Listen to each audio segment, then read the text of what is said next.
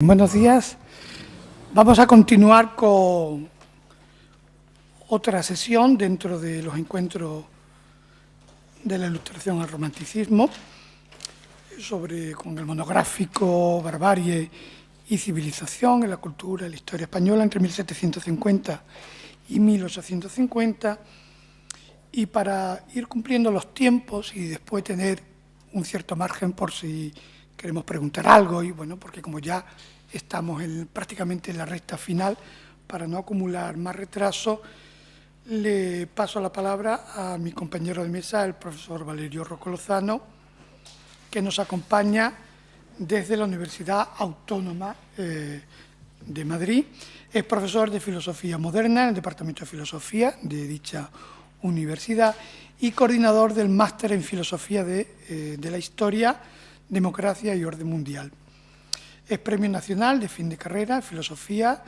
obtuvo el doctorado europeo por una tesis sobre función y estructura del mundo romano en la filosofía hegeliana, y entre sus publicaciones destaca una monografía sobre la vieja Roma en el joven Hegel, así como una edición de la obra póstuma de Franco Volpi, además de otra serie de publicaciones y libros. Y él va a desarrollarnos el tema La barbarie de la filosofía medieval española en el pensamiento de Hegel. Bienvenido a la Universidad de Cádiz. Muchas gracias por la amable presentación y a los organizadores por aceptar mi ponencia y a los asistentes que están aquí. Y bueno, voy a leer mi ponencia intentando ajustarme a los tiempos establecidos. Francisco Suárez y Georg Wilhelm Friedrich Hegel constituyen dos puntos de referencia fundamentales en la historia de la filosofía. En el caso de ambos pensadores puede indudablemente usarse la expresión introducida por Hegel en sus Vorlesungen über die Geschichte der Philosophie de Knot, nudo. Tanto el doctor Eximius como el autor de la fenomenología representan dos puntos nodales en el discurrir de la filosofía occidental, en cuanto recogen y sistematizan de manera original y crítica todo el pensamiento anterior, haciendo posible para la reflexión un salto cualitativo, dado que necesariamente cualquier autor posterior debe pensar con ellos o contra ellos, pero siempre y en todo caso desde ellos. Dada la importancia de estos dos filósofos y el carácter enciclopédico de las obras de ambos, que abarcan todo el campo de la Weltweisheit, de la sabiduría universal, sorprende inmediatamente cuando intentamos establecer una comparación entre ambos la falta de estudios en profundidad sobre este tema. Este vacío es tanto más sorprendente si recordamos que la influencia de Suárez llegó hasta el siglo XVIII y que sus disputaciones fueron usadas como manual en casi todas las universidades alemanas, entre ellas también las de Jena y Tubinga, donde estuvo Hegel.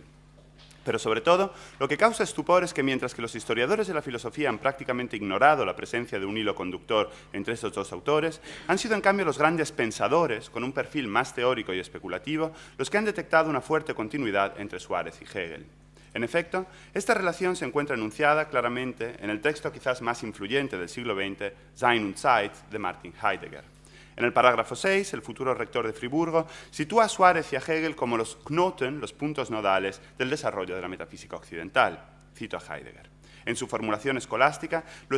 esencial de la ontología griega pasa a la metafísica y a la filosofía trascendental de la época moderna por la vía de las disputaciones metafísicas de Suárez y determina todavía los fundamentos y fines de la lógica de Hegel. Esta breve caracterización de una translatio studiorum suena ciertamente como una invitación dirigida al campo de los historiadores de la filosofía para que vuelvan explícita la influencia de la escolástica suareciana en el sistema hegeliano. Precisamente en ese sentido protréptico ha sido entendido el parágrafo heideggeriano por parte de uno de los mejores historiadores españoles de la filosofía en la segunda mitad del siglo XX, Sergio Rábade, quien escribió, cito, «Reconocer las aportaciones innovadoras en una escolástica hoy ya demasiado olvidada, por no decir desconocida, y hacer de las disputaciones el vehículo de proyección hasta la lógica de Hegel, atestigua el papel que le corresponde al filósofo jesuita en el desarrollo del pensamiento moderno». Fin de cita. Sin embargo, tampoco el mismo Rábade ha sabido reconstruir esta herencia, y cabe decir que se ha limitado a responder con un nuevo protréptico al protréptico heideggeriano, escrito exactamente medio siglo antes. Seguramente hay que admitir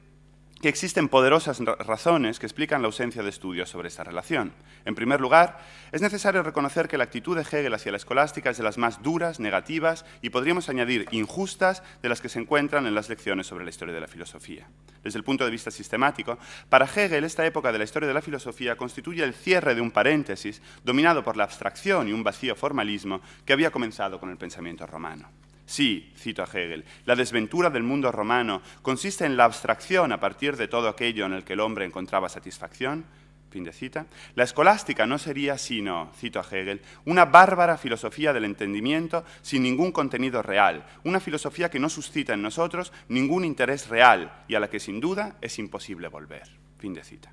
Podríamos pensar que del mismo modo que en el caso de la actitud de Hegel hacia el mundo romano se ha parecido un auténtico vacío en la interpretación, también por lo que respecta a la escolástica, los Hegel-Kenner habrían prestado poco interés al trato general dedicado por el filósofo suavo a esta época del pensamiento. Sin embargo, estas motivaciones no pueden considerarse satisfactorias, al menos por dos razones. En primer lugar, no explican completamente las causas reales del desinterés por parte de la crítica. Si en el caso de Roma han influido indudablemente motivos como las identidades nacionales de los estudiosos hegelianos, que especialmente en el mundo académico alemán han acentuado notablemente la, por otra parte, innegable grecomanía de Hegel, también en el caso de Suárez y la escolástica pueden haber jugado algún papel factores de este tipo e incluso razones más triviales, como la cada vez más establecida división de la historia de la filosofía en segmentos y periodos del todo desconectados entre sí.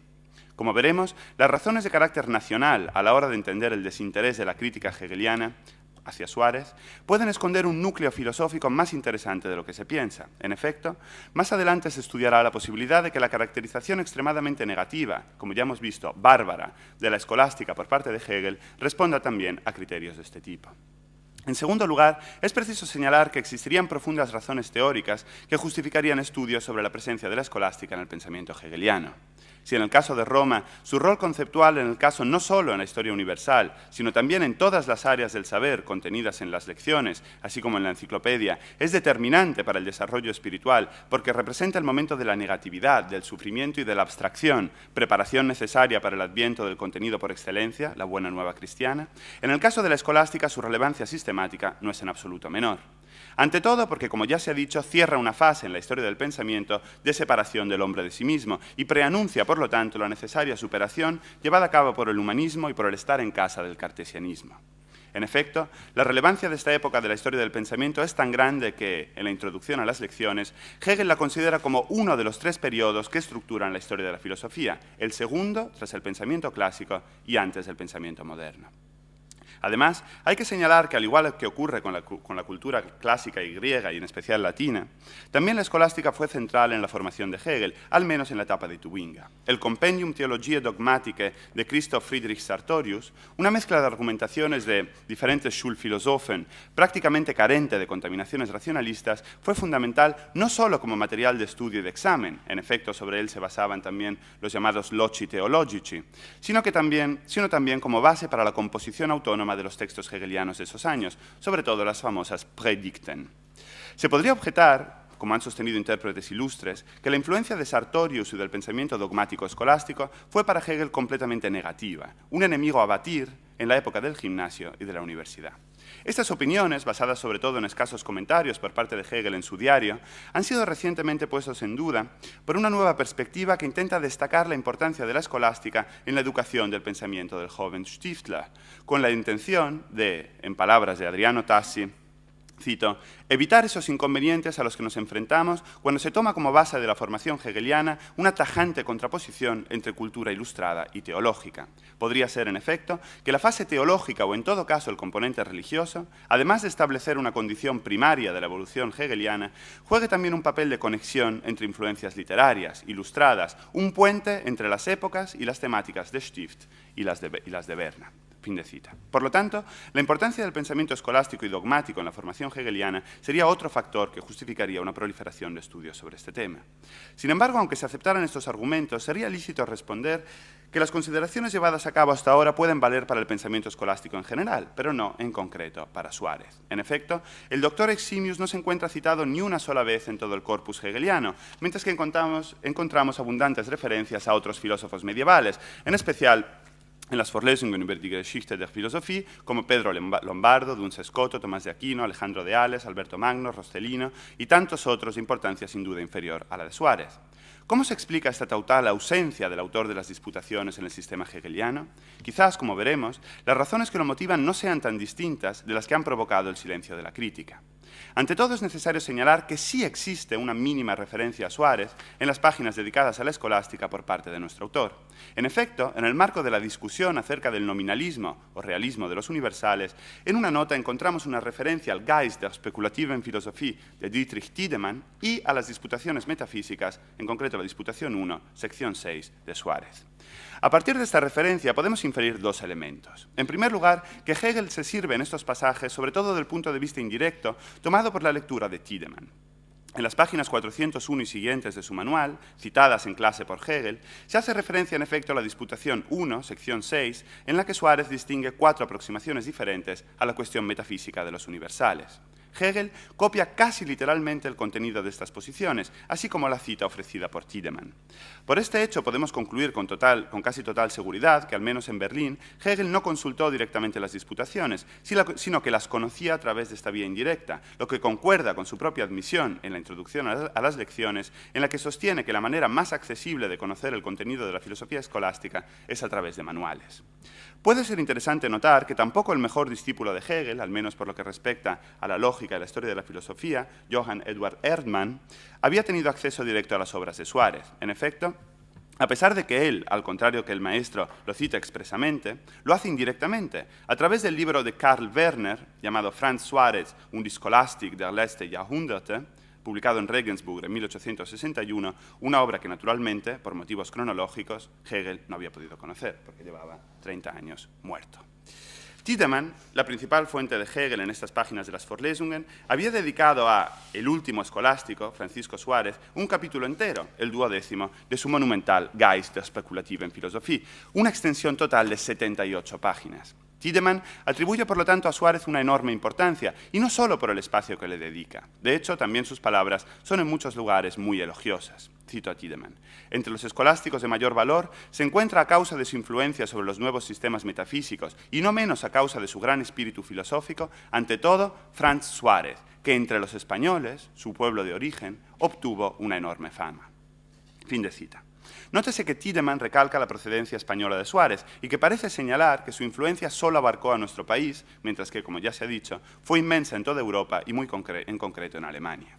En segundo lugar, dado que esta cita había sido pronunciada durante una clase y por esa razón copiada por los estudiantes, podemos deducir que Hegel consideraba a Suárez, aunque fuera a través de la cita de Tiedemann, una fuente digna de confianza para reconstruir el pensamiento escolástico. En efecto, no siempre en sus citas Hegel alude a la fuente directa, además del manual consultado por él. De hecho, en las 39 citas de obras historiográficas que encontramos en este capítulo, solo 16 están acompañadas de la referencia a la fuente medieval. También esta confianza atribuida a Suárez está probablemente extraída de Tiedemann, que presenta al filósofo granadino como un gran sistematizador de la filosofía anterior. Cito: Suárez había leído las opiniones de sus antecesores y con una reflexión aguda y profunda los había comparado entre ellos y a partir de ello pudo extraer en numerosísimos puntos nueva luz, nuevas determinaciones y nuevos principios. Fin de cita.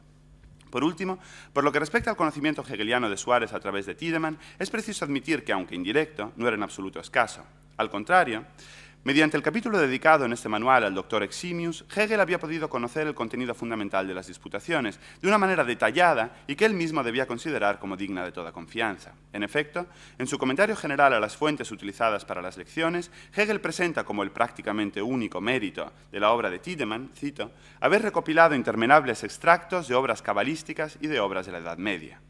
Por esta razón, no es descartable que muchos de los puntos atribuidos en general a la escolástica, en la sección final de este capítulo de las Vorlesungen, hayan sido extraídos precisamente de Tiedemann, aunque no hayan sido citados. De hecho, en este punto Hegel sigue muy de cerca, en la estructura misma de sus lecciones, el Geist der spekulativen Philosophie.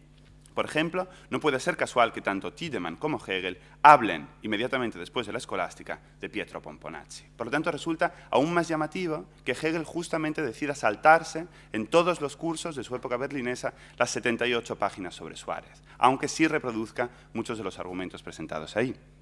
Hasta ahora todas nuestras consideraciones han sido extrapoladas a partir de la única vez que se encuentra el nombre de Suárez en toda la obra hegeliana. A pesar del innegable interés de la pequeña nota sobre Tiedemann y las disputaciones, se podría pensar que a partir de esta única referencia directa sería muy difícil extraer ulteriores conclusiones que se apoyen en informaciones documentadas y sobre todo escondan una cierta profundidad filosófica acerca de las relaciones entre Hegel y Suárez. Por esta razón, no es posible recurrir al análisis lexicográfico de las ocurrencias ni tampoco a estudios historiográficos sobre Hegel, sino que hay que acudir a las intuiciones de grandes pensadores que, como ya hemos dicho, teniendo presente la totalidad del pensamiento occidental, han encontrado una continuidad entre estos autores. Releyendo sus interpretaciones, será quizás posible encontrar lo que estamos buscando, esto es, los pasajes de la obra hegeliana tras los que se esconden las referencias implícitas a Suárez. Ya hemos hablado aquí de Martin Heidegger. Sin embargo, sin duda el filósofo que más ha insistido en la presencia de Suárez en Hegel ha sido Javier Zubiri, quien llevó a cabo, y este dato es muy relevante, tanto una primera edición de las Disputaciones metafísicas en castellano como la primera traducción de nuestro idioma de la fenomenología del espíritu hegeliana. A pesar de que ambas ediciones fueran parciales, incompletas, gracias a ellas Zubiri llegó a dominar tanto la filosofía de Hegel como la de Suárez, y sus reflexiones representan todavía hoy en día una válida línea exegética para estudiar esta relación. A lo largo, sobre todo, de su libro Los problemas fundamentales de la metafísica occidental, las reflexiones sobre Hegel y Suárez se concentran en tres aspectos fundamentales de la ciencia de la lógica hegeliana.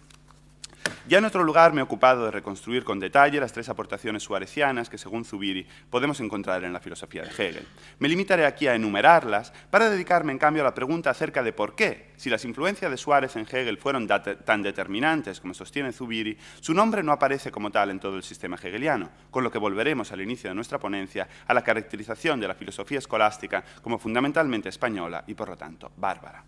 En primer lugar, Zubiri atribuye a Suárez la definición canónica de la ontología como ciencia de los principios, que pasa después sucesivamente a través de Leibniz y de Wolff al idealismo alemán. Según numerosos intérpretes, entre ellos el propio Tiedemann, Suárez habría sido el primer filósofo en hacer de la metafísica una ciencia independiente y desvinculada de la autoridad aristotélica y en otorgarle una forma sistemática y sólida. Glosando el famoso lamento inicial de la lógica hegeliana sobre la pérdida de la antigua ontología, Rábade comenta que aunque seguramente Hegel se estuviera refiriendo a Wolff, no hay que descartar que estuviera aludiendo también implícitamente a Suárez, dada su notable influencia en el mundo académico alemán del siglo XVIII. La segunda gran influencia suareciana que encontramos en el pensamiento hegeliano es la que parte de la famosa distinción entre concepto objetivo y concepto formal, ampliamente expuesta por Tiedemann en su manual. La gran operación lógica de Hegel habría consistido precisamente en la instauración de una relación asimétrica de producción-fundamentación entre estas dos nociones, manteniéndolas en todo caso siempre diferenciadas. Si para el autor de las Disputaciones a cada concepto formal identificado con el acto de conocer corresponde un concepto objetivo y viceversa, para Hegel, el concepto objetivo no es sino el producto de la actividad del concepto mismo, que en cuanto activo es el concepto formal. El concepto objetivo va al fundamento y se pone como base y condición de la actividad formal misma. En esta autoproducción del concepto consiste la gran innovación hegeliana del begriffendes Denken, el punto central del pensamiento especulativo. La tercera influencia de Suárez, que es posible encontrar en Hegel a través de Leibniz, se refiere al tema de la posibilidad en dos sentidos. En primer lugar, a la concepción de la posibilidad como mera no contradictoriedad entre las notas lógicas del concepto y, en segundo lugar, con respecto a la posición de lo posible como un prius con respecto a lo real. Es necesario señalar que en todas estas influencias que la escolástica y Suárez habrían ejercido en Hegel, la actitud de este último es siempre fundamentalmente crítica, negativa. Ciertamente retoma muchos de los temas contenidos en las Disputaciones, pero siempre para denunciar su insuficiencia, para superarlos en una nueva forma menos unilateral y, sobre todo, sin citar al propio Suárez. Por lo tanto, desde el punto de vista estrictamente filosófico, Hegel muestra una escasa simpatía hacia la escolástica en general y hacia las teorías de corte suareciano en particular. Sin embargo, a modo de hipótesis, como ya hemos adelantado, podríamos quizás aludir a otras razones que le llevaron a despreciar a esta forma filosófica. Se trata de motivaciones ligadas a la nacionalidad de muchos de los filósofos de esta época. Ya hemos aludido al comienzo de esta contribución a una cierta simetría en lo que respecta a la caracterización filosófica en el pensamiento hegeliano entre el mundo romano y la escolástica, respectivamente comienzo y final de un mundo marcado por la abstracción. Este periodo puede ser considerado también como el Zeitgeist, al menos en el ámbito de la filosofía, en que predomina el mundo latino. Por razones diferentes según la obra en la que nos fijemos, Hegel siempre trata con notable dureza a los pueblos de la Europa del Sur, las naciones románicas, acusadas en las lecciones sobre la filosofía de la historia universal de poseer un origen mixto, romano y germánico, y por lo tanto de estar fragmentadas en su misma alma. Esta ruptura espiritual les habría impedido la recepción de la Reforma, que acerca a los hombres a Dios haciéndoles verdaderamente libres, provocando también consecuencias políticas externas, esto es, una íntima concordancia entre leyes morales y prescripciones estatales. En los países románicos, esta reconciliación no se ha producido, y es por ello que, en vez de insistir en la unicidad del alma humana, así como en la cohesión social, en la igualdad de los hombres ante Dios, se crean divisiones, complejas ramificaciones del pensamiento, de las que la casuística de los jesuitas, duramente criticada por Hegel, sería el símbolo más evidente. Ahora bien, ya Kant había considerado a los españoles como retrasados en las ciencias desde hace siglos, difíciles a toda reforma, orgullosos. Esta es una cita de la antropología. Hegel, en la Rex Philosophiae, había definido como rudos a los españoles que se habían rebelado a la dominación napoleónica, y en las lecciones sobre la filosofía de la historia universal del año 1825-26 señala el carácter duro, africano, de España y de su Inquisición.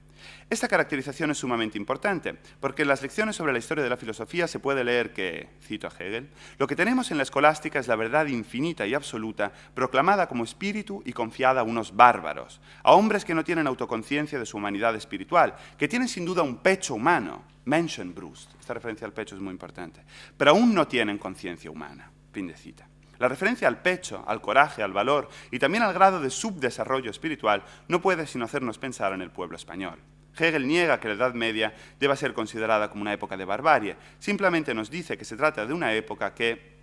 cito de nuevo, la verdad infinita ha sido confiada a un pueblo de bárbaros. Entre estos bárbaros españoles, el más famoso, como ya hemos leído en Tiedemann, era seguramente Suárez. Ciertamente podríamos objetar que también hubo filósofos escolásticos alemanes y que Hegel los presenta explícitamente como tales en su exposición de las lecciones, como es el caso, por ejemplo, de Alberto Magno. Sin embargo, en estos casos se dice claramente que el pensamiento escolástico es un elemento externo que se ha infiltrado en un cuerpo extraño. En ese sentido, nos dice Hegel que, cito, la escolástica es la total pérdida, utiliza la palabra Verwirrung, del entendimiento en el tronco de la naturaleza nórdica germánica. Fin de cita. Sin embargo, esta razón nacional ligada al concepto de barbarie no puede considerarse la única a la hora de explicar el silencio de Hegel en relación a Suárez. Entre las hipótesis que podemos formular está el interés general de Hegel en presentar a la escolástica como una época de la filosofía caracterizada por la oscuridad y el formalismo, una voluntad que chocaba con la presentación sustancialmente positiva de Suárez que encontramos en Tiedemann, que como hemos visto era su principal fuente. Quizás en sus lecciones Hegel no se había atrevido a criticar a un filósofo al que una de sus fuentes historiográficas principales, Tiedemann, dedica las palabras elogiosas que ya hemos citado más arriba. Es decir, es posible que no le cite para no tener que denostarle. Además, es preciso señalar que para Tiedemann, Suárez constituye ya, al final de la época de la escolástica, la superación de tensiones y oposiciones presentes en el pensamiento anterior. Por ejemplo, por lo que respecta a la disputa sobre los universales, se puede leer lo siguiente en el Geist der spekulativen Philosophie. Cito a Tiedemann. No me parece que Suárez se haya inmiscuido mucho en esta guerra. Las opiniones se encontraban divididas desde hace mucho tiempo y Suárez intentó unirlas, acercarlas y de esta manera conducirlas más cerca de la razón. Fin de cita. Como puede verse, para Tiedemann, Suárez habría efectuado una síntesis de la historia de la filosofía anterior, eliminando su carácter belicoso y unilateral. Esa presentación era, sin embargo, en el marco del esquema general de la historia de la filosofía hegeliana, difícilmente conciliable con la idea de que solo la vuelta al hombre, primero con el humanismo y luego con el cartesianismo, y finalmente con la reforma luterana, había sido posible superar la abstracción del largo paréntesis romano medieval. Por esta razón, una síntesis mediadora al final de la escolástica, pero aún dentro de ella, no era admisible para Hegel. La superación debía acontecer después y fuera de ella. Este es quizás otro motivo de que en las Vorlesungen la figura de Suárez solo pueda tener un destino, desaparecer.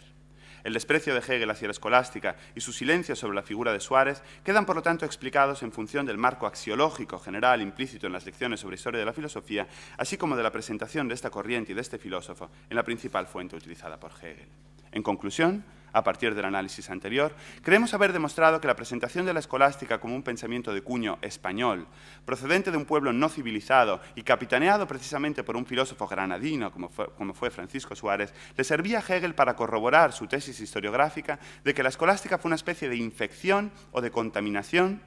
procedente de una tradición ajena de carácter románico-latino muy diferente de la alemana. Un pensamiento bárbaro, por definición, debe proceder de fuera, de una tradición ajena, lo que permite rechazarlo y despreciarlo con especial dureza. Muchas gracias.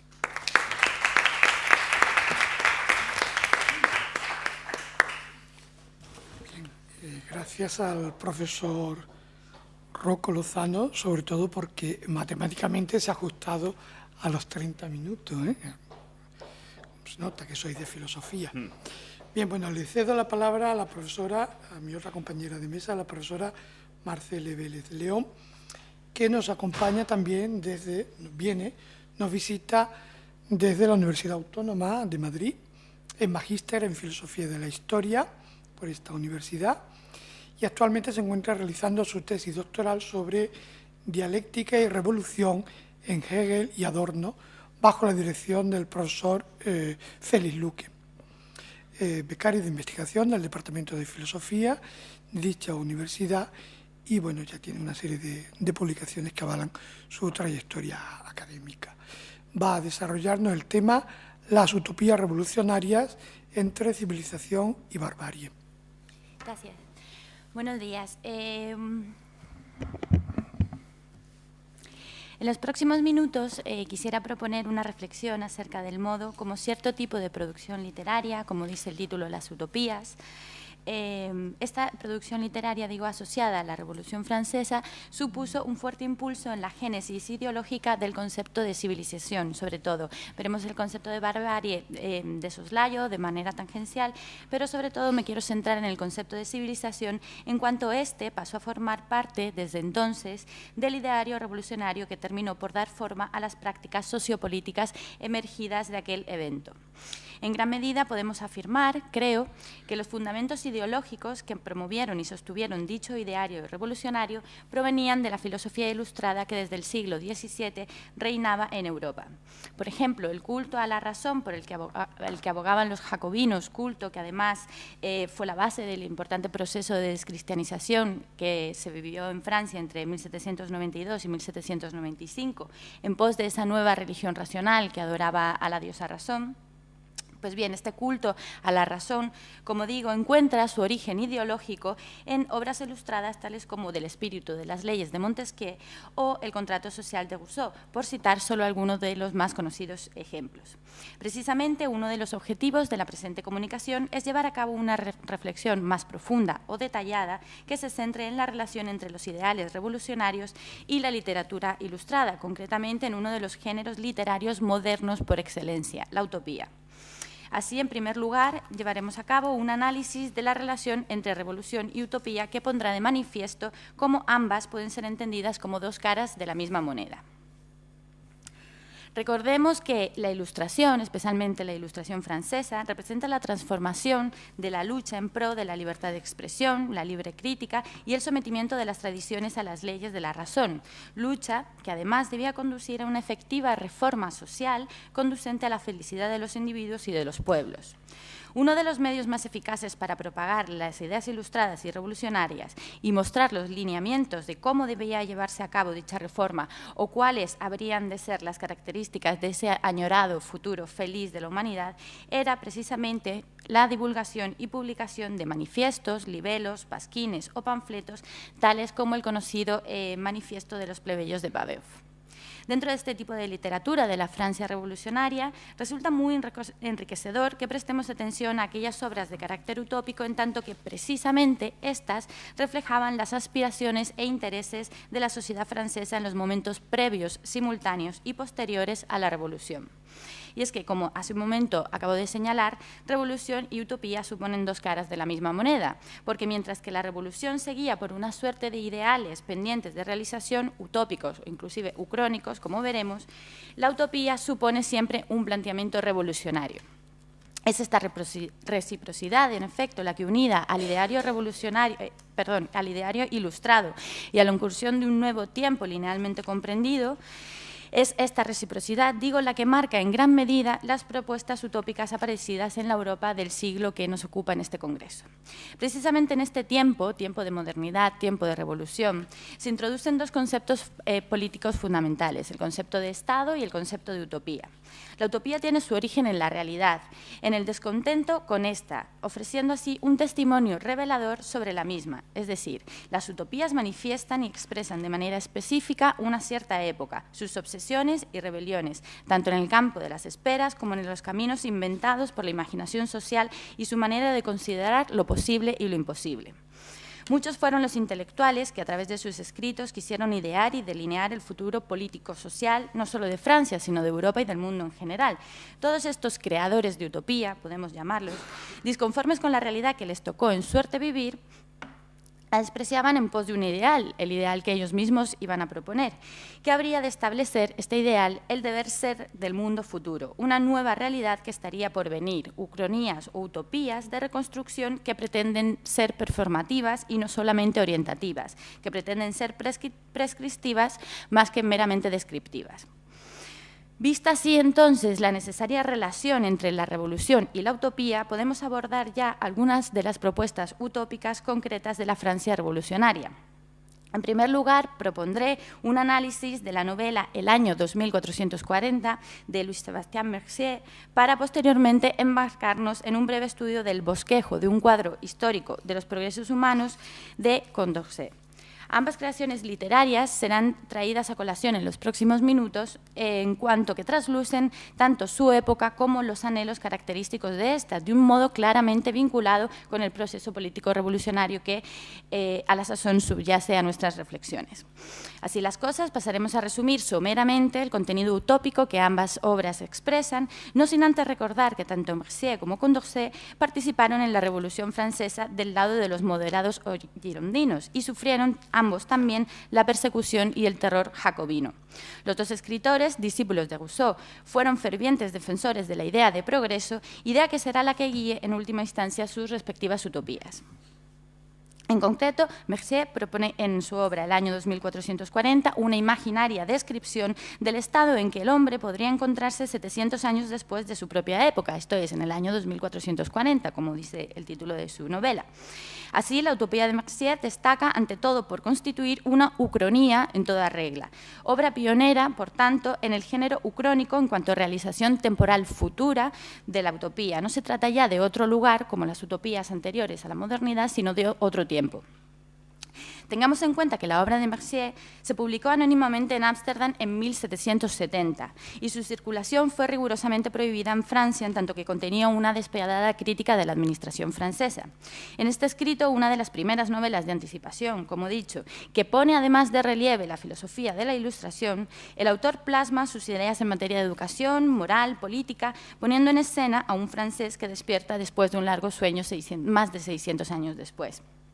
El protagonista descubre una sociedad ideal, reformada después de una revolución pacífica y benéfica en la que reina la justicia, la razón y la ilustración, y en la que la ciudad y sus gentes se encuentran en excelentes y envidiables condiciones porque el hombre ha seguido la pendiente de su perfectibilidad indefinida.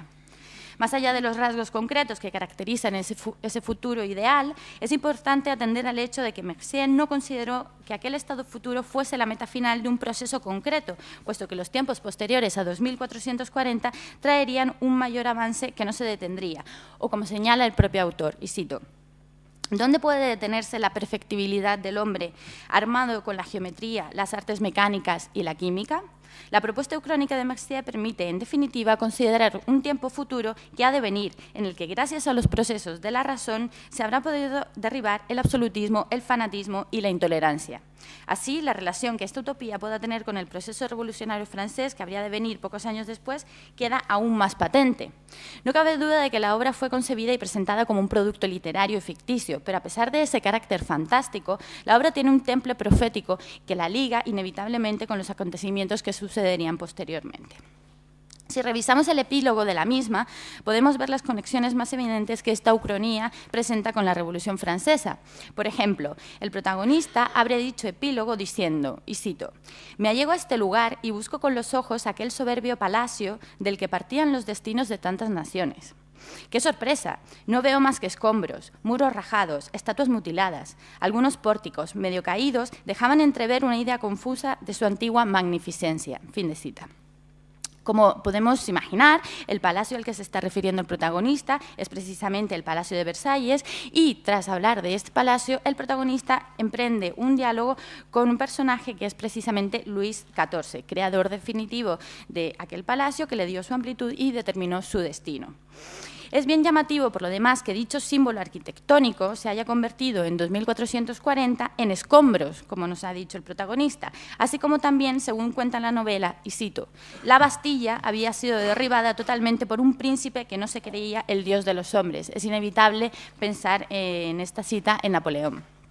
Por estos aspectos que podríamos denominar proféticos, se ve que, en cierto modo, la Ucronía de Mercier representa la anticipación del evento político francés que no tardaría ni una década en comenzar porque, retengamos este dato importante, la obra data de 1770 y es, por tanto, anterior a la Revolución.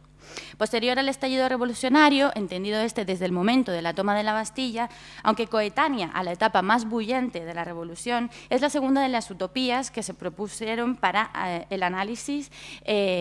actual, el bosquejo de Condorcet. La principal razón por la que se ha elegido tomar como ejemplo la obra de Condorcet es que Condorcet representa precisamente la síntesis del pensamiento francés de su siglo y en este sentido su propuesta utópica será claro ejemplo de la génesis del concepto de civilización y de su asociación ideológica con la Revolución Francesa. Matemático y miembro de la Real Academia de las Ciencias en su juventud, Condorcet vivió una revolución moral que le hizo desplazar sus intereses desde el campo de las matemáticas hacia la filosofía. Tras trabar amistad con el economista Turgot, fundador de la fisiocracia, quien sería a la postre su maestro e introductor en política, Condorcet no abandonaría ya la esperanza de que era necesaria y, sobre todo, era posible una reforma a fondo de la sociedad. Así, con el estallido de la Revolución en 1789, Condorcet adquiriría un gran protagonismo como defensor de las causas liberales, siendo su anhelo último la reconstrucción racional de la sociedad. Aquel último ilustrado, como se conoce también a Condorcet, lo que pretende prima facie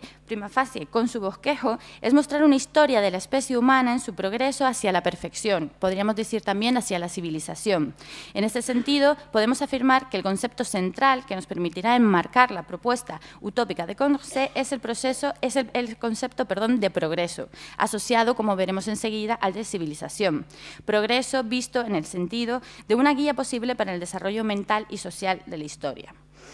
Si nos sumergimos en las primeras páginas del bosquejo, encontramos ya bien delineada la intención del autor, a saber, cito,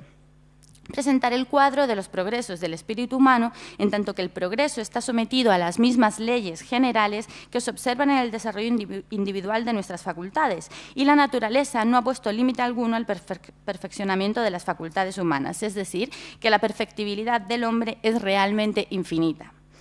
Fin de la cita. Partiendo de la misma idea que vimos en Mercier, es decir, esta perfectibilidad como un proceso infinito, Condorcet lleva a cabo una teorización más exhaustiva, podríamos decir, del proceso seguido por la humanidad hasta alcanzar aquel posible estado que ya prefiguraba Mercier.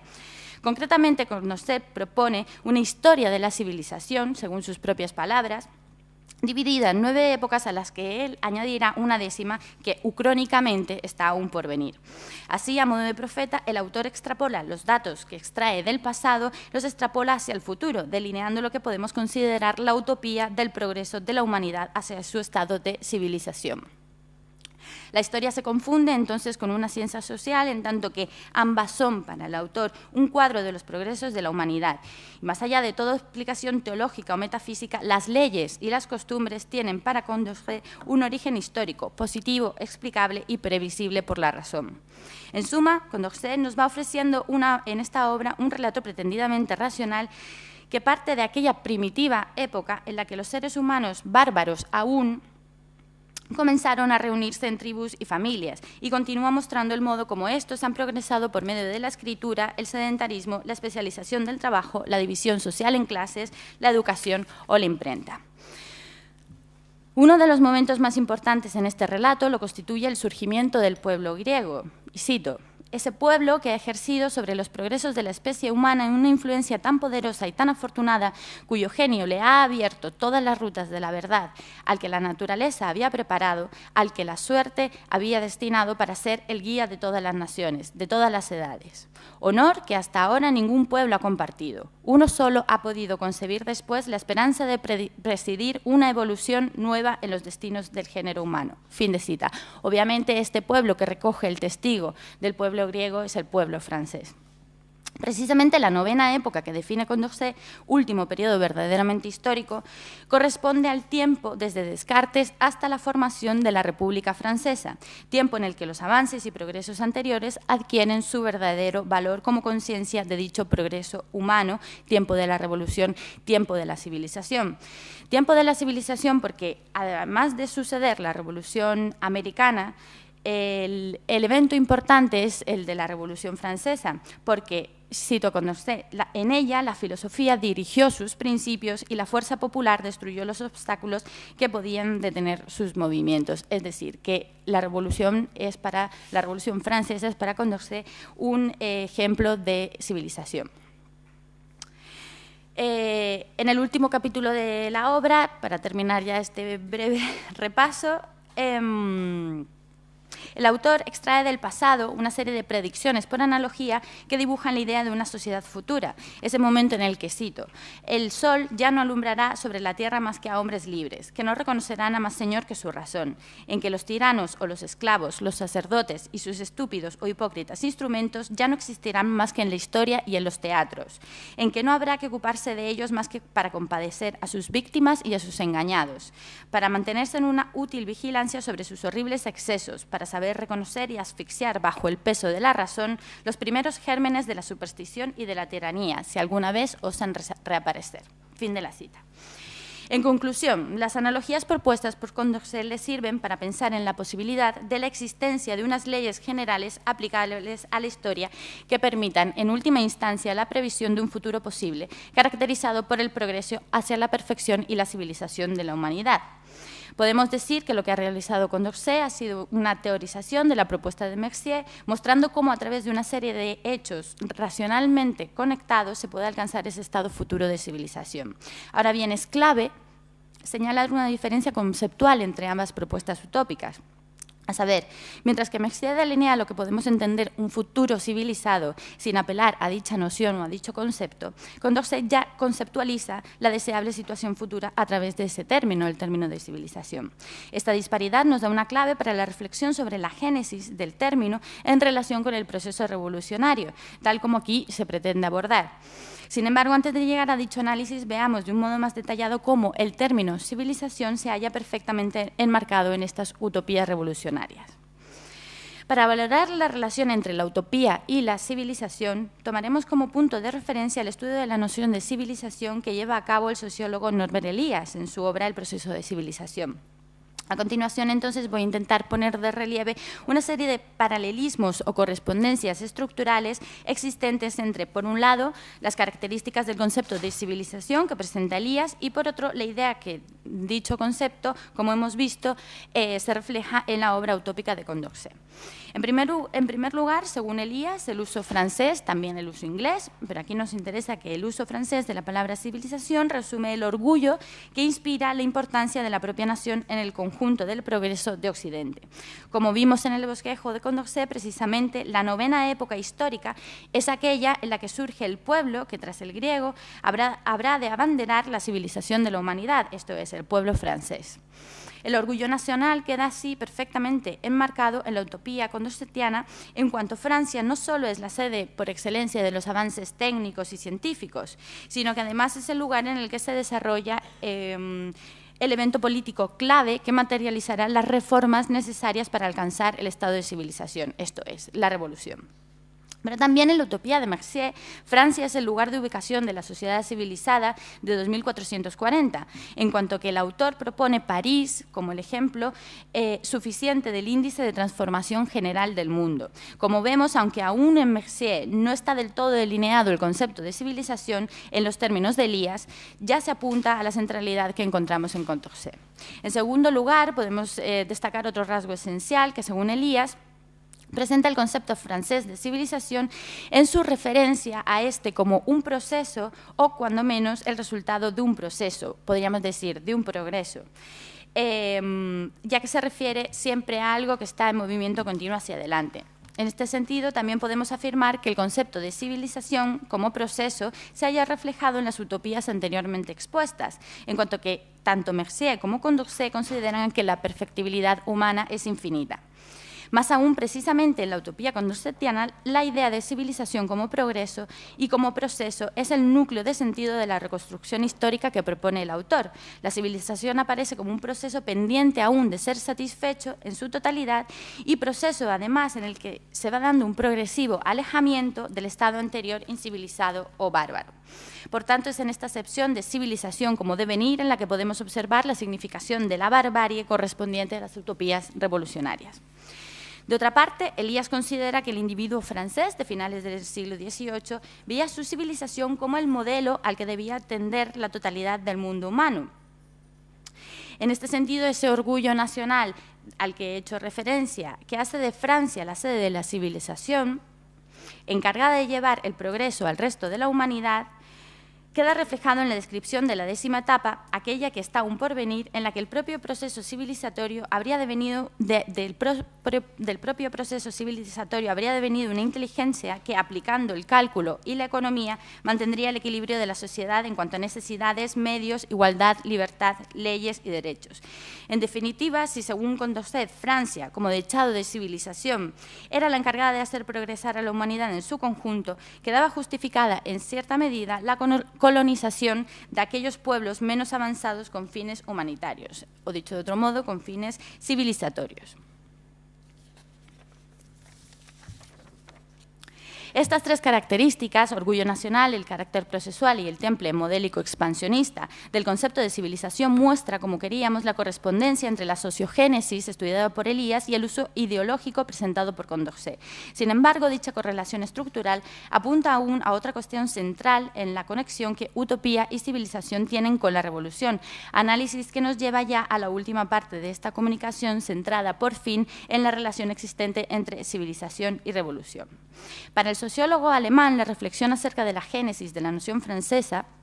de civilización ha de enmarcarse en una situación histórica determinada que muestre la función que en la vida social pudo ejercer la misma. El propio Elías indica que, y cito, tras la Revolución Francesa, el concepto de civilización y las otras nociones similares comienzan a referirse cada vez más a Francia y a las potencias occidentales en general. Ahora bien, podemos preguntarnos, ¿por qué sucede esta aparición? ¿Cuál es la causa de que el concepto de civilización entre en el juego del lenguaje ideológico asociado al fenómeno revolucionario? Que ello es así, es decir, que civilización y revolución se hayan relacionados, lo hemos constatado en el análisis de la utopía revolucionaria de Condorcet, pero ¿en qué medida dicha causa puede conocerse a través del análisis que hemos llevado a cabo de la utopía revolucionaria de Condorcet? O dicho de otro modo, ¿cómo nos muestra el análisis de las utopías que hemos propuesto la relación existente entre el concepto de civilización y el proceso de la revolución? Recordemos que la principal diferencia entre la utopía de Mercier y la de Condorcet era precisamente la ausencia, en el caso del primero, o la presencia, en el caso del segundo, del término civilización, a la hora de caracterizar sus estados futuros ideales o crónicos. El análisis de esta diferencia, cuya justificación nos quedó pendiente, nos ayudará a dar respuesta a las preguntas recién planteadas. La obra de Mercier data de 1770, 4 años antes de la muerte de Luis XV. Precisamente el fallecimiento de aquel monarca y la ascensión al trono de Luis XVI se producen simultáneamente al surgimiento de nuevas fuerzas ansiosas de reformas administrativas y fiscales que, aún en el seno de la aristocracia y de lo que será una futura burguesía, darán impulso al posterior estallido revolucionario.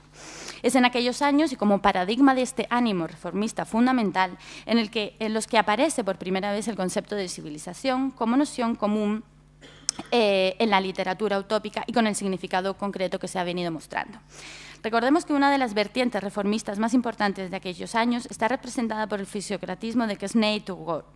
La influencia que este último ejerció sobre Condorcet, que ya vimos que fue su maestro y amigo, queda patente en el bosquejo en cuanto el núcleo utópico de la obra, en gran medida, sigue la idea fisiocrática, desde una perspectiva histórica, obviamente, de que los procesos sociales, como los fenómenos de la naturaleza, siguen un curso regular y predecible por la razón.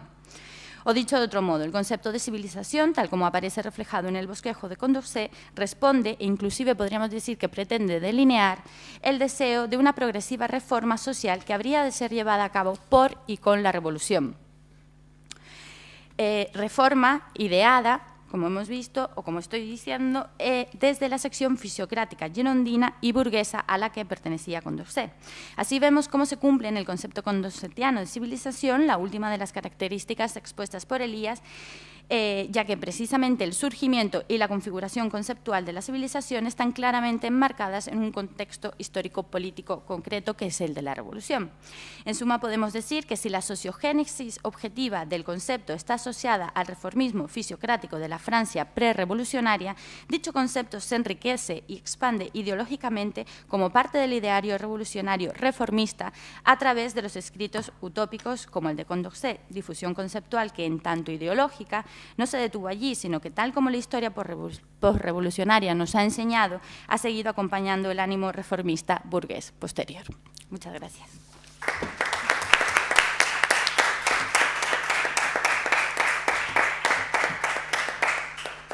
Bien, gracias a Marcela Pérez, que como mi compañero masculino de mesa ha cumplido con el tiempo a rajatabla, ¿no? Bien, bueno, y ahora, para cerrar esta sesión de ponencia, nos acompaña también la profesora Cinta Canterla, que es catedrática de Filosofía de la Universidad Pablo de Olavide, pero también, además de eso, que ya es muy importante, también ha sido profesora en la Universidad de Cádiz. Fue una de mis primeras profesoras, a pesar de que es muy joven. Y es miembro fundador del Grupo de Estudios del Siglo XVIII de la Universidad de Cádiz, es decir, aunque está en Sevilla, forma parte de la casa, ¿no? También en la génesis y desarrollo de estos encuentros de la Ilustración al Romanticismo. Bienvenida nuevamente a tu casa y nos va a desarrollar el tema la filosofía de la historia del joven Hamann. Muchas gracias. Como no quisiera que las limitaciones de tiempo, cuando empiece a leer, resulta que se comen la parte que me parece que puede ser más interesante en función de las dos intervenciones que se han hecho antes, voy a empezar por esa parte, aunque sea de un modo más informal. Me ha interesado mucho tanto la comunicación relativa a Hegel como todo lo que se ha dicho en relación al concepto de civilización, porque en 1756, Hamann, como saben, un filósofo alemán contemporáneo de Kant, hace una traducción al alemán de una obra de que podríamos llamar Economía del Comercio. La obra era de Thacker, había sido traducido al francés por D'Angeil y después eso se publica, o sea, se traduce a en Alemania por parte de Hamann. Pero esa obra lleva dos apéndices bastante interesantes. Un apéndice es un resumen que Hamann le mete, o sea, lo introduce allí, de una obra de Ulloa sobre las causas de la decadencia de España. Ese es un tema muy importante. Y después el otro apéndice es un apéndice que él introduce sobre sus ideas acerca de la decadencia, las causas de la decadencia y desarrollo de las naciones. Y entonces, muy resumidamente, aunque quizás a lo mejor si alguien va a una primera aproximación a lo mejor no lo vea, si lo lee una segunda vez, sobre todo habiendo leído el resto de las obras de Hamann, se dará cuenta que la tesis de Hamann va a ser los españoles han tenido una potencia cultural tremenda en Alemania. Es decir, los alemanes estamos invadidos culturalmente por lo español. Ya Hegel está poniendo mucha distancia y para Hegel somos los bárbaros, pero para Hamann, que estaba mucho antes, España es la gran potencia que, aunque haya entrado en decadencia, sigue teniendo muchísimo peso cultural en Alemania. Lo que dice Hamann es, a lo largo de sus obras, no vamos a sustituir un amo por otro. Es decir, habrá que ver muy bien qué es lo que ha pasado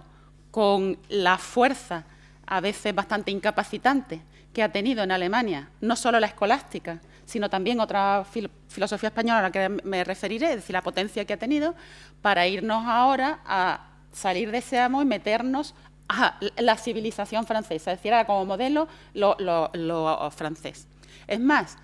para los alemanes en ese momento, es decir, para el Estado culto alemán, una buena manera de oponerse a lo francés es recuperar un elemento de lo español. Porque el alemán culto de esa época se siente español, porque lo español y lo alemán eran lo mismo en el siglo anterior. Es así de claro. Es decir, el siglo de oro, los alemanes, y se puede ver en la propia biblioteca, ahora podemos comentar cosas de Hamann, el siglo de oro era también para ellos alemán. El alemán estaba leyendo en español en ese momento, todavía en el siglo XVIII, las obras, el alemán culto, quiero decir. Entonces, lo que va a hacer Hamann es hacer una crítica a la escolástica española, echando mano de la filosofía erasmista española, es decir, Gracián y Vives. Y esa corriente va a llegar hasta Schopenhauer, es decir, que en Alemania vamos a tener las dos cosas, es decir, una crítica a la filosofía española por bárbara, pero no a lo español por bárbaro, sino a una parte de la filosofía española por bárbara que le va a servir sobre todo para decir, y debido a esto, nosotros no podemos asumir el concepto francés de civilización. Y voy a explicar por qué. Lo que va a hacer Hamann en la obra esa, que le encarga a un amigo suyo, que es Behrens, bueno, le pide por favor que la traduzca, es algo que está en el terreno de la economía y que Hamann desliza la economía política, y era defender en Alemania en ese momento el fin de los monopolios comerciales. Las casas comerciales del Báltico pues se veían en su libre comercio limitadas por el hecho de la existencia de una serie de monopolios. Así que el amigo Behrens quería que Hamann tradujera esta obra de Tucker, que entre paréntesis quiero decir que de Tucker dijo Marx, y no voy a ser yo, aunque eso se ve en mi comunicación, sobre todo cuando ya se pueda leer escrita y eso,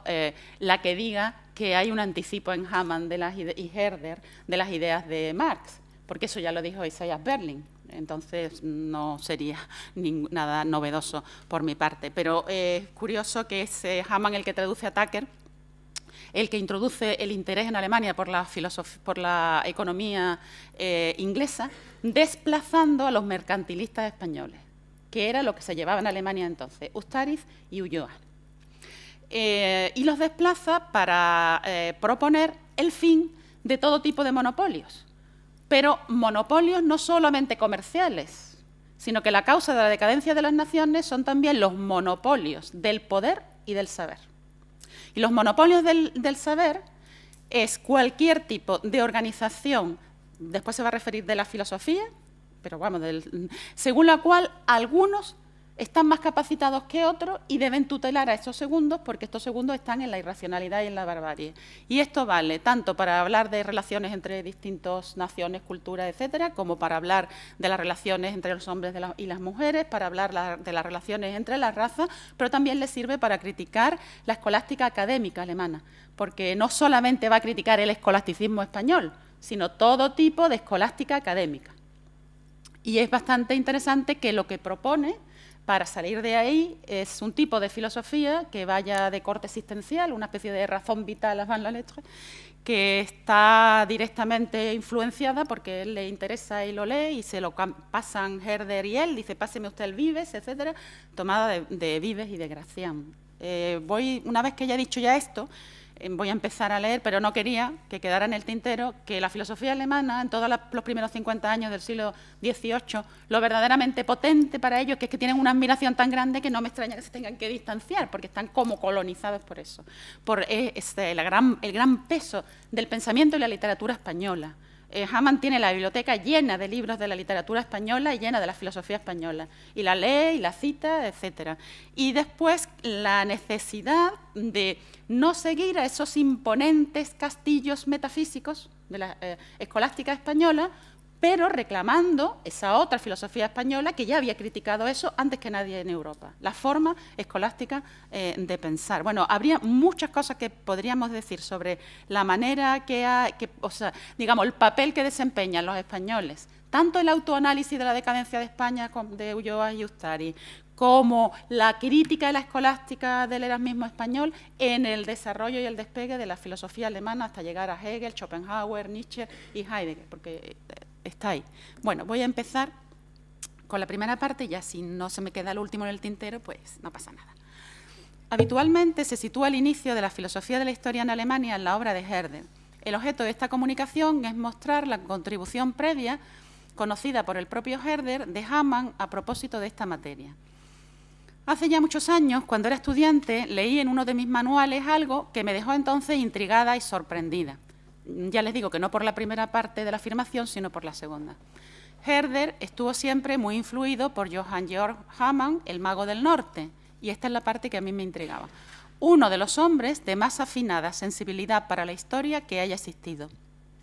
Ahora, 35 años más tarde, cuando hace ya 10 que trabajo sobre la obra de Hamann,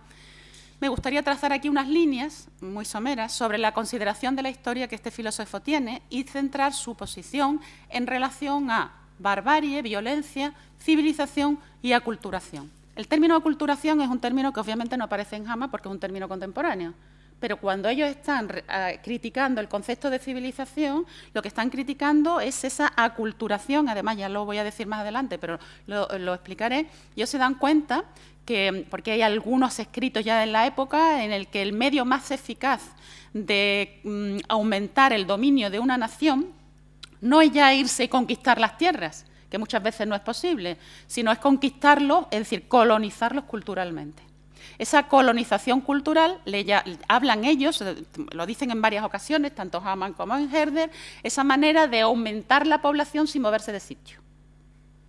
Los otros quedan afrancesados y, desde luego, están hablando contra el afrancesamiento de la cultura con Federico de Prusia, pero lo van a utilizar, como un concepto en general. Bueno, en 1759, el mago del norte publicó una obra cuya primera edición se agotó enseguida, que eran los Sokratische Tempurdigkeiten. El libro trataba sobre todo de la necesidad de una transformación radical de la filosofía, pero al criticar la forma que adoptaba en su tiempo la historia de la filosofía, realizaba unas consideraciones interesantes sobre la historia en general.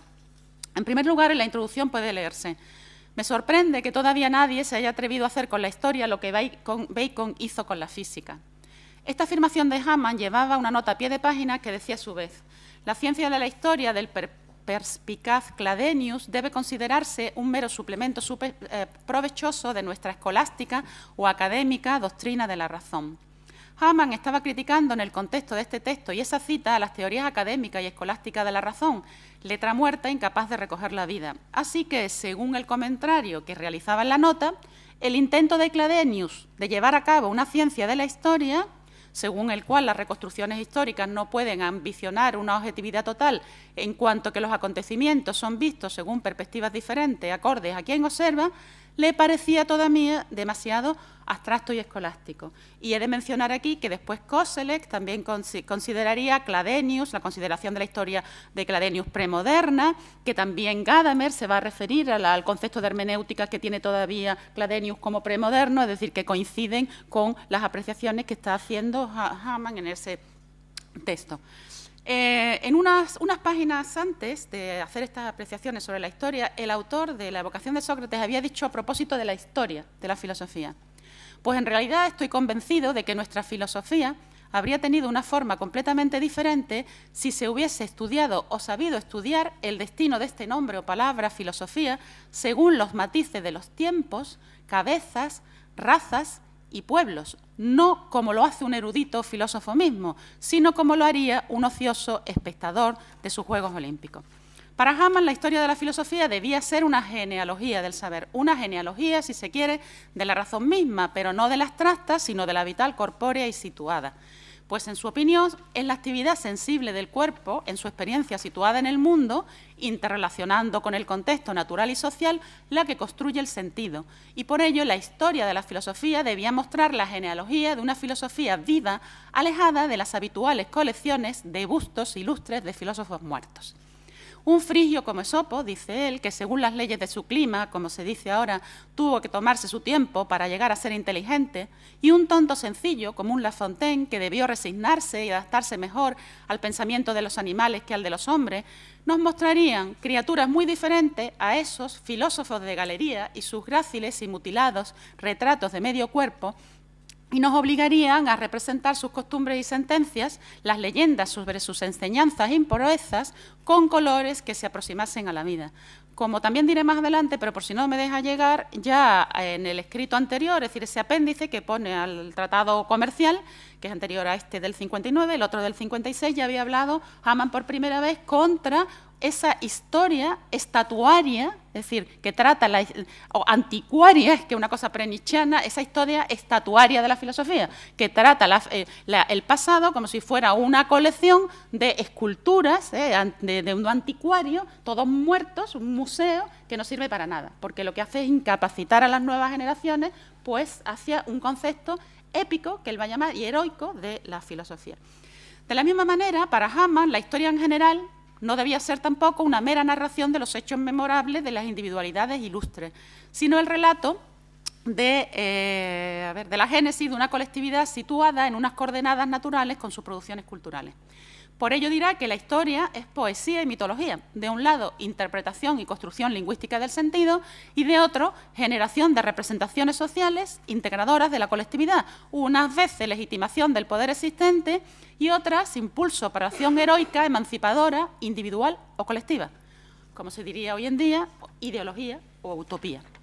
Vista así, la historia tendría siempre,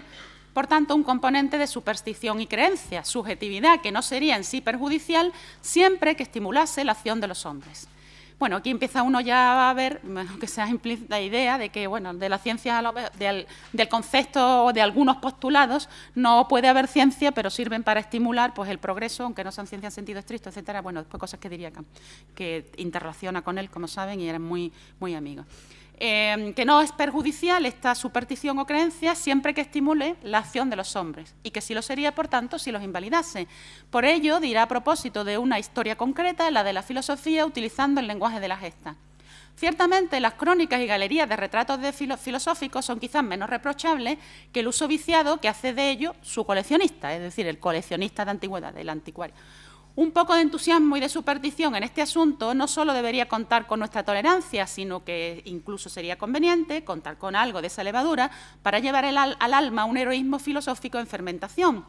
pues el espíritu heroico de un filósofo reside en esto, una ardiente ambición en relación a la verdad y la virtud, y saña guerrera en la conquista de toda mentira y todo vicio que no sean reconocibles como tales ni quieran serlo, que no sean reconocidos, como tales ni quieran serlo. La historia de la filosofía debería estimular, pues, a las nuevas generaciones al espíritu épico y heroico en la tarea de la búsqueda de la verdad y la libertad, y no como hacía la académica y escolástica historia de la filosofía del momento, y los manuales que citan son franceses e ingleses, es decir, ya no se están metiendo directamente con los españoles, convertir en estudiantes, y esto me recuerda a cosas que diría después mucho tiempo Schopenhauer, diciendo que Hegel solo hacía funcionarios de sus estudiantes, pues dice él, y no convertir a los estudiantes en cobardes y sumisos siervos del poder, ya fuese académico o político. Así, la conclusión final de esta obra lo explicita de un modo nítido. Quien no sabe vivir de migas y limosna, ni tampoco del pillaje, ni renunciar a todo por una espada, no está capacitado para servir a la verdad. Que procure entonces convertirse pronto en un hombre razonable, práctico y juicioso, a ojos del mundo, o que vaya aprendiendo a hacer reverencia y a lamer platos, es decir, a ser servil. Única forma de estar a salvo durante toda su vida del hambre, la sed, la horca y la rueda. Por eso, dirá Kant, el propio Hamann, en una carta del mismo año, sé valiente y sapere aude. Atrévete a saber, porque como ya he dicho en algún artículo, las divisas de la Ilustración se la plantea Hamann a Kant en una carta del 59.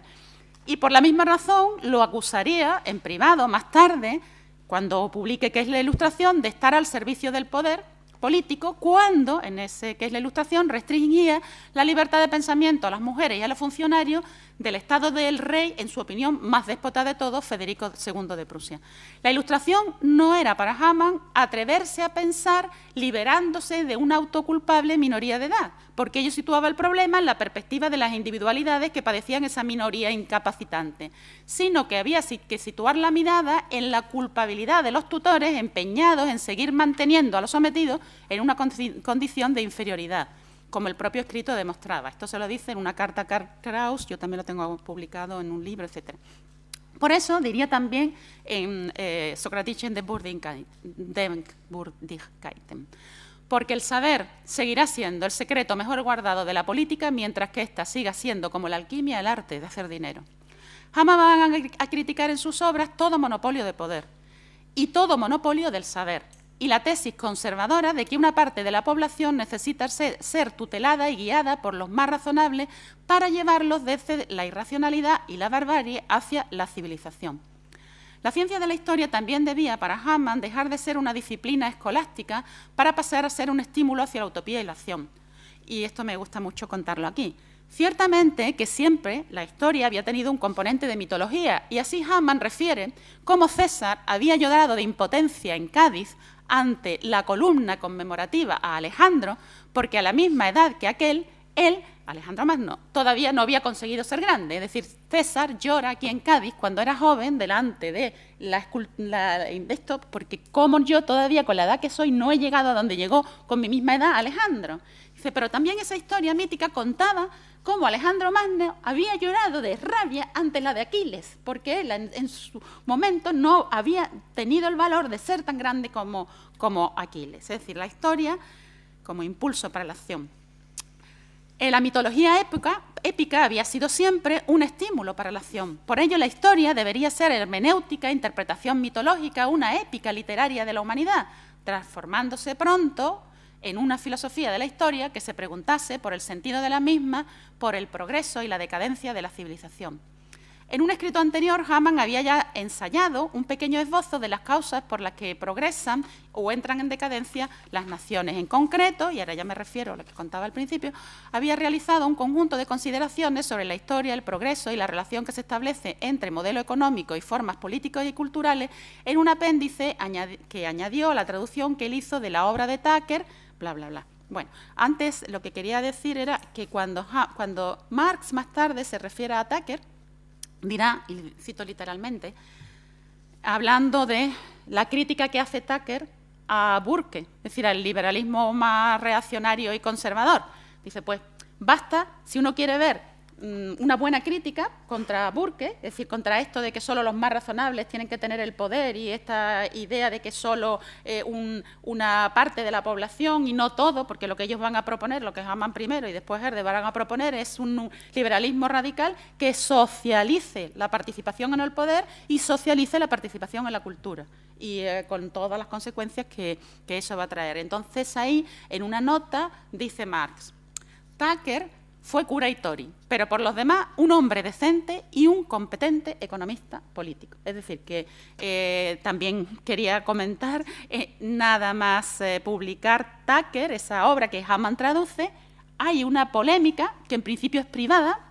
pero que después va a acabar yendo a la esfera pública sobre los años 80, que va a tener también 70 y algo, va a tener influencia tanto en Hamann como en Herder, que es que entra Tucker a discutir con Hume la hipótesis de la convergencia. Porque Hume había publicado que él consideraba que todas las diferencias de desarrollo económico entre naciones no tenían importancia, lo digo trivializando mucho a Hume, porque los países acabarían convergiendo en el mismo nivel de desarrollo. Las naciones más avanzadas irían frenándose, porque para Hume no podía haber un progreso indefinido, y las naciones menos evolucionadas pues acabarían, gracias al estímulo de las más evolucionadas, bueno, pues llegando al tener el mismo nivel, etcétera. Entonces, uno de los que va a criticar eso, y de ahí se va a tirar mucho para el tema de la crítica de los colonialismos, es Tucker. Tucker va a decir que de ninguna de las maneras, que los pueblos irán progresando en función de sus potencialidades, capacidades, recursos, etcétera, y que si unos están rapiñando los de otros, difícilmente va a haber ningún tipo de convergencia. Pero antes de eso lo está diciendo Hamann, porque cuando Hamann lo dice en el año 56, esa polémica no se ha hecho pública todavía. Y en la obra del 56, Hamann ya está criticando el colonialismo, es decir, un sistema de progreso de las naciones donde algunas se enriquece a base de rapiñar los recursos a otros, como una de las formas de digamos, que no garantiza un progreso universal, es decir, solamente para unos pocos, y después cuando él va a hablar que hay que acabar esa especie de monopolio del poder y monopolio de la economía por algunos, de la explotación, etcétera, y va a hablar del libre comercio. Esto tampoco quería que se me quedara, aparte de hablar de la nueva burguesía mercantil alemana y unas cosas que después se desengaña bastante, muy joven, de la burguesía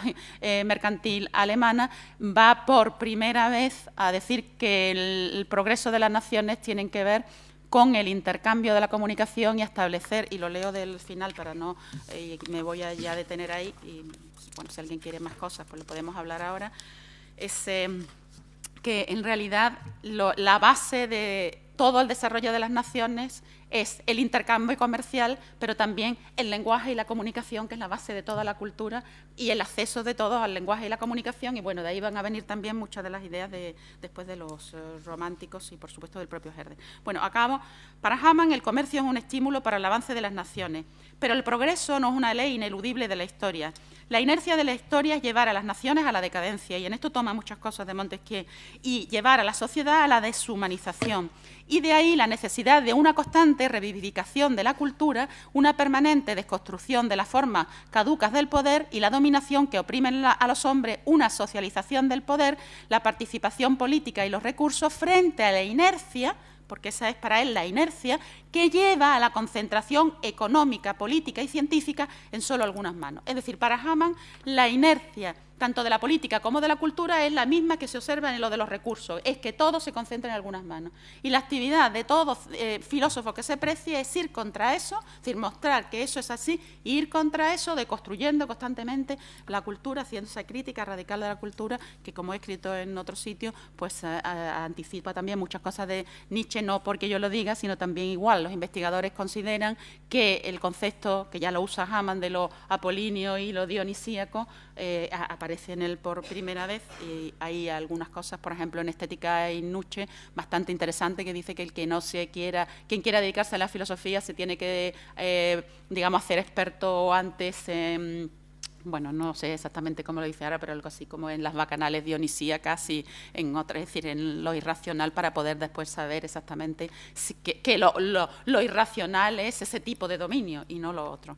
Bueno, la civilización, para él, ese concepto es degradación, automatización, que convierte en tradición y estereotipos la filosofía y las formas culturales. Es estrategia de sumisión y dominio, es en suma nihilismo. En opinión de Hamann, barbarie y civilización son silenos, máscaras, dos conceptos opuestos relacionales que hay que hacer saltar por alto. Y no me extiendo más, pero espero que si alguien lo lee, pues pueda encontrar ahí muchas referencias para ver que era bastante más moderno de lo que nos han querido hacer ver. Muchas gracias.